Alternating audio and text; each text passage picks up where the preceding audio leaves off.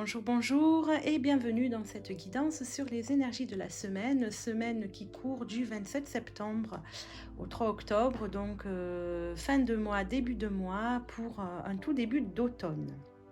Donc nous allons voir que les énergies là qui nous entourent nous parlent d'harmonie, nous parlent de fluidité, nous parlent de souplesse, d'alignement, d'être en accord avec soi et avec tout ce qui nous entoure.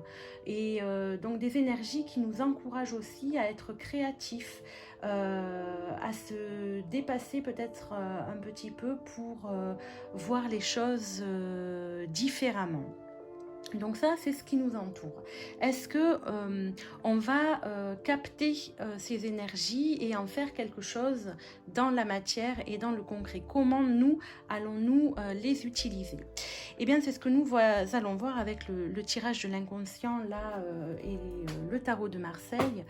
Et ici, en fait, dans cet alignement, on nous parle de recherche d'équilibre. Et la question est, est-ce qu'on va arriver à trouver cet équilibre? Eh bien, ça va être un petit peu compliqué parce que ça nous dit que, en fait, pour beaucoup d'entre nous, nous allons rester coincés dans notre façon de voir les choses. Nous allons avoir un peu de mal à nous détourner de certaines manières de fonctionner, de certaines croyances, de certaines situations. Alors parfois, au cours de la semaine, on aura ces énergies ces énergies qui sont là vont venir nous titiller et nous apporter une espèce de confiance, de réconfort, une espèce d'envie effectivement d'aller vers ce que l'on veut et d'être épanoui et de se sentir bien et d'être aligné. Donc il y a des jours où on va être vraiment aligné justement avec les énergies ambiantes, mais dans la globalité de la semaine, on voit que en fait on va pas réussir vraiment à lâcher avec ce qu'on veut, à lâcher avec une espèce de volonté coûte que coûte qui nous fait voir la vie d'une certaine manière ou les choses d'une certaine manière et on veut pas voir en fait qu'on va peut-être pas dans le bon sens. Et forcément, qu'est-ce qui se passe? Eh bien, certains vont avoir des déceptions, vont avoir des frustrations, vont pas se sentir bien du tout et vont se sentir effectivement pas en accord avec ce qu'ils voulaient, mais ce qu'ils voulaient était-il en accord vraiment avec la raison du cœur, en fait? C'est la question qu'il faudra se poser parce que voilà, beaucoup auront des difficultés, ou nous aurons beaucoup de difficultés à aller au-delà, à voir les choses vraiment au-delà de ce qu'elles sont et de ce qu'on veut. Alors, pour le coup, je suis allée demander qu'est-ce qui allait pouvoir nous accompagner, quel était le message pour sortir peut-être, maintenant qu'on est averti, pour sortir de ces comportements un petit peu frustrants. Et y en a une qui est tombée et une autre que j'ai tirée. Et donc, celle qui est tombée, c'est le 4 d'épée. Et celle que j'ai tirée, c'est le 7 de pentacle. Et ces deux cartes veulent dire à peu près la même chose. Ça nous parle de temps d'arrêt, ça nous parle de pause, ça nous parle de mettre un stop à nos pensées qui tournent en boucle, qui vont toujours dans le même sens. Ça nous parle que, voilà, on ne va pas, il faut arrêter d'aller dans le sens finalement dans lequel on va, parce que si l'on va dans ce sens-là, si l'on n'arrête pas finalement de faire toujours la même chose, on va se casser la figure. Et ici, avec la lame de la maison de Dieu à l'envers, c'est exactement ce vers quoi l'on va, si l'on n'écoute pas les messages des énergies ambiantes. Et donc, on nous dit que il s'agit de se retirer à l'intérieur de soi pour... l'image, c'est vraiment reprendre son souffle et et écouter, mais pas écouter son mental, écouter sa petite voix, écouter ce qui se passe, écouter les signes. C'est faire le ménage aussi dans ses pensées. C'est ralentir son mental là qui arrête pas de cogiter dans tous les sens. Voyez, donc quand le mental est comme ça, ben, ça nous amène, ça nous entraîne à prendre parfois des décisions qui ne vont pas dans un sens qui nous est propice. Ça nous invite à avoir vraiment du discernement entre ce que l'on veut, coûte que coûte, et qui peut nous amener des difficultés, et ce que nous propose finalement la vie. D'accord ? Donc, ça nous demande de faire le vide en nous et de se réapproprier,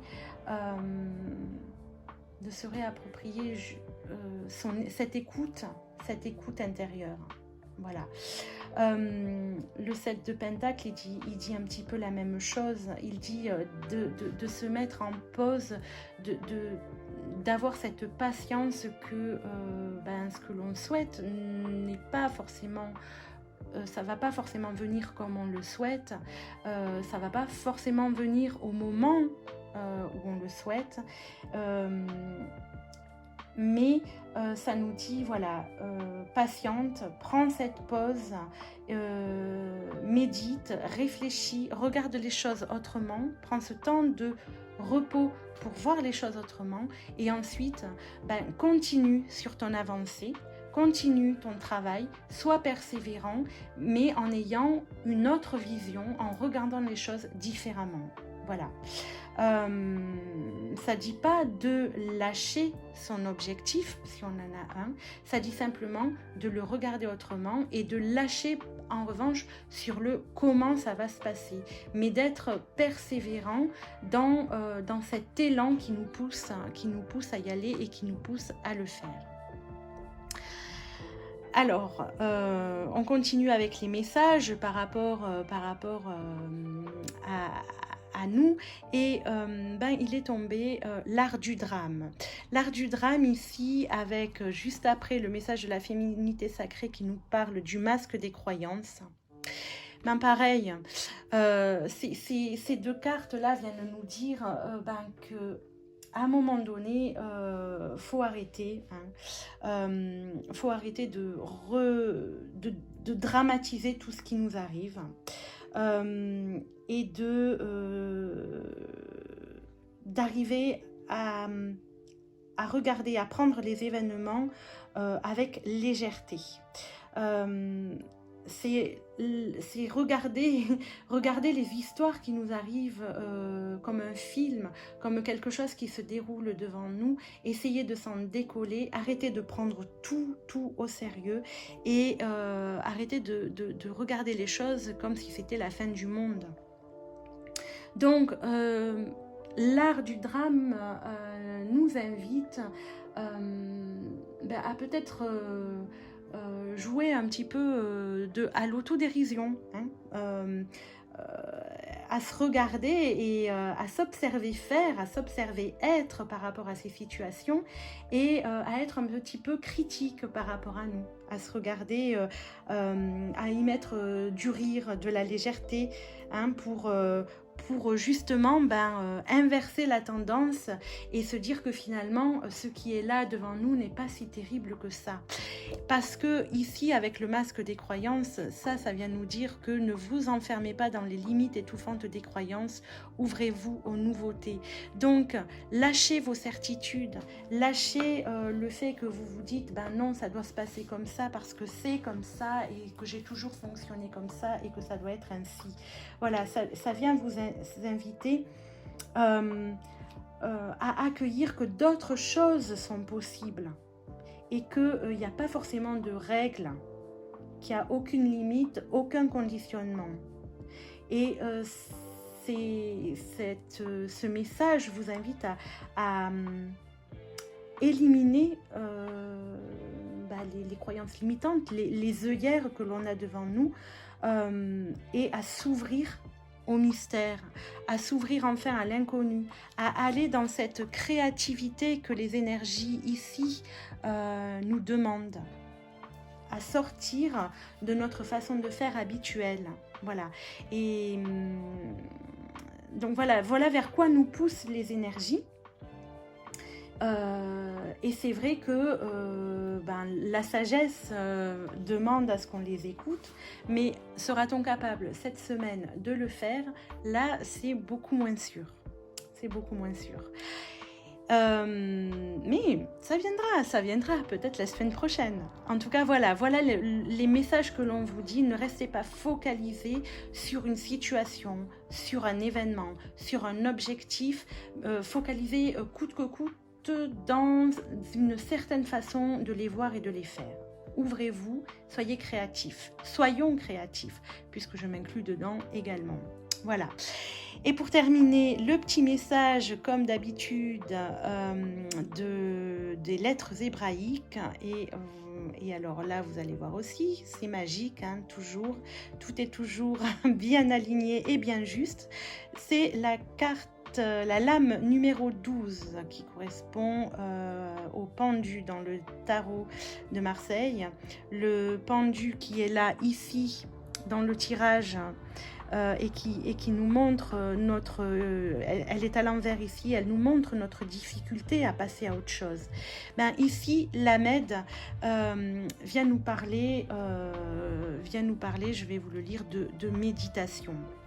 L'Ahmed, ça veut dire l'aiguillon de l'amour. Les mots-clés, c'est le choix d'aimer, le pardon, se relier au plus haut plan, l'étude et les sciences sacrées. Mais l'Ahmed, lorsqu'elle apparaît dans un tirage, elle nous invite à la méditation, au silence des hautes montagnes. Une énergie très pure, haute et subtile veut nous remplir. Et pour cela, il faut quitter intérieurement le tumulte des pensées, se rendre réceptif à cette puissance d'amour et à elle seule. C'est au cœur de ce silence, de cette sérénité que l'amour jaillit aussi du plus intime de notre être. Alors seulement, l'Ahmed nous pose sa question. Mais avant d'y répondre, il est conseillé de prendre tout le temps nécessaire pour se remplir de sa vibration, se laisser monter vers les hauteurs de notre corps de lumière. Enfin, l'Ahmed est lié également au principe de l'étude, car à ce moment-là, nous avons accès à des plans de connaissances qui ne sont pas destinés à l'intellect, qui ne pourrait pas les comprendre.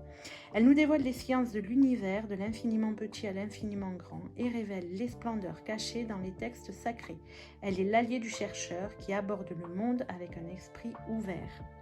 Donc, elle vient bien résumer la situation. Posez-vous, méditez, abaissez le mental, là, dites-lui de se taire, ralentissez vos pensées et les solutions arriveront à ce moment-là. Okay. Je vous lis quand même la question que pose l'Ahmed. Chère âme, je suis l'Ahmed et nous avons rendez-vous car en ce jour, tu as accompli tout un parcours dont tu peux déjà entrevoir les bénéfices. Tu es plus riche que tu ne le crois peut-être, riche d'une vaste expérience, riche de ce que tu as compris et donné dans le passé. Tu ne voyages pas seul, tous les habitants du vaisseau Terre avancent vers une nouvelle conscience et de nombreux pionniers ont choisi de s'élancer en leur nom à tous. Sache qu'il y a des âmes qui pourraient monter dans des plans de lumière toujours plus hauts et qui choisissent de s'incarner sur la Terre et d'endosser le poids de l'hérédité physique et psychique de l'humanité ancienne afin de le transmuter pour contribuer à l'avènement de l'homme nouveau. Également, de nombreux êtres de lumière descendent de différentes régions des espaces vibratoires pour devenir humains et participer à cette merveilleuse aventure. Et toi, bien-aimé, choisis-tu de marcher dans la conscience de l'unité avec tous tes frères sans en exclure aucun? Choisis-tu de pardonner à tous ceux qui t'ont offensé, qui ont été pour toi l'agent d'une souffrance? Choisis-tu de voir en chacun, derrière le sombre manteau qu'il porte parfois, une âme de lumière qui a endossé ses propres voiles? Si cela te semble difficile, appelle-moi et mon rayonnement t'aidera. Je suis la puissance de la compassion et je te propose aujourd'hui de devenir moi. Voilà, sur ces paroles et ce questionnement, sur cette méditation, je vous laisse à votre journée. Et je vous souhaite une belle semaine. Tentez de vous laisser guider par le silence intérieur. Et à la semaine prochaine. Je vous embrasse. Au revoir.